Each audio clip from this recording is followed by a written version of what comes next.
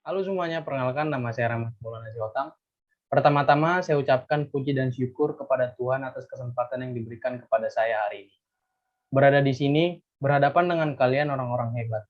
Semoga Tuhan selalu memberikan keberkahan kepada kita semua yang sudah bersedia meluangkan waktunya untuk mendengarkan saya berbicara. Hadirin yang terhormat, pada kesempatan kali ini saya akan menyampaikan sebuah materi mengenai kenali dan cegah obesitas. Di sini kita akan mengenal apa itu obesitas, ciri-cirinya, penyebabnya, risikonya, dan tidak lupa pula cara mencegahnya. Pertama, apa itu obesitas? Obesitas merupakan penumpukan lemak yang berlebihan akibat ketidakseimbangan asupan energi dengan energi yang digunakan dalam waktu lama. Jadi intinya, obesitas terjadi karena asupan kalori yang lebih banyak dibanding aktivitas membakar kalori.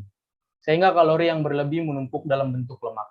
Kalori yang tidak digunakan itu selanjutnya diubah menjadi lemak di dalam tubuh, sehingga membuat seseorang mengalami pertambahan berat badan hingga akhirnya obesitas. Apa ciri-ciri seseorang mengalami obesitas? Ciri-ciri pertama adalah sesak napas. Sesak napas pada orang obesitas bisa terjadi karena adanya penumpukan lemak di sekitar dada. Penumpukan lemak ini mempengaruhi kerja jantung menjadi tidak maksimal.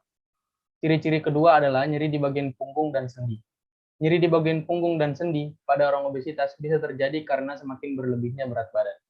Ciri-ciri ketiga adalah berkeringat terlalu berlebihan. Kelebihan berat badan atau obesitas menyulitkan tubuh untuk melakukan proses penyimbangan suhu tubuh, sehingga keringat pun akhirnya keluar lebih banyak dari biasanya. Ciri-ciri keempat adalah kurang aktif. Karena berlebihnya berat badan, orang obesitas akan kurang aktif, karena mudahnya sesak napas, nyeri di bagian punggung, dan mudah berkeringat. Apa sih penyebab obesitas? Penyebab obesitas dibagi menjadi tiga. Penyebab pertama adalah faktor genetika. Faktor genetika memperbesar risiko seseorang mengalami obesitas. Menurut Kementerian Kesehatan Republik Indonesia, bila salah seorang orang tua kita mengalami obesitas, maka peluang terkena risiko obesitas menjadi 40-50%. Sedangkan bila kedua orang tua kita mengalami obesitas, maka kemungkinan terkena obesitas menjadi 70-80%. Penyebab kedua adalah makan berlebihan. Faktor makanan yang masuk ke tubuh kita juga memicu mengalami obesitas.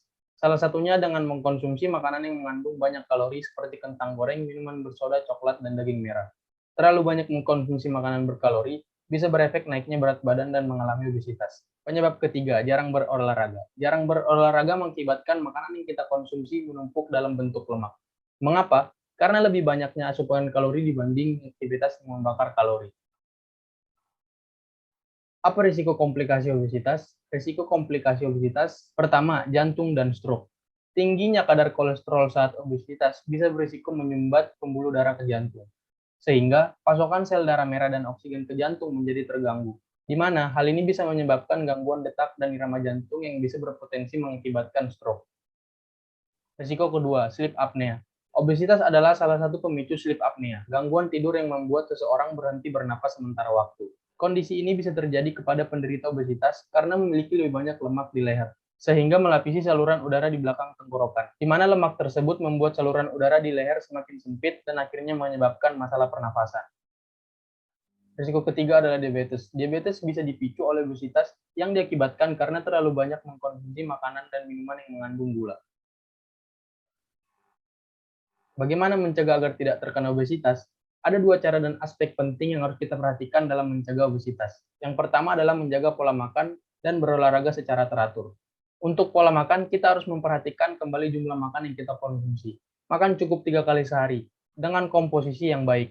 Di Indonesia sendiri, kita sudah memiliki menu makanan sehat yang dapat kita terapkan di kehidupan sehari-hari kita. Menu makanan tersebut ialah 4 sehat 5 sempurna. Nah, untuk aktivitas fisik sendiri, kita dapat membiasakan diri kita untuk beraktivitas dengan intensitas yang baik setiap hari. Misalnya dengan melakukan olahraga yang low impact, seperti berjalan, bersepeda, dan jogging. Minimal dilakukan 30 menit setiap hari. Dengan begitu akan meningkatkan pembakaran asam lemak di dalam tubuh kita. Pada akhirnya, mari kita semua mencegah terjadinya obesitas dengan melakukan dan menerapkan dua cara, yaitu menjaga pola makan dan berolahraga secara teratur. Karena ini sangat penting untuk menjaga terjadinya penyakit jantung dan stroke, sleep apnea, begitupun diabetes. Terima kasih atas perhatian dan atensinya. Semoga yang saya sampaikan ada manfaatnya. Jika ada yang ingin ditanyakan atau didiskusikan, boleh menghubungi kontak yang sudah saya sediakan. Sekian, sekali lagi saya ucapkan terima kasih.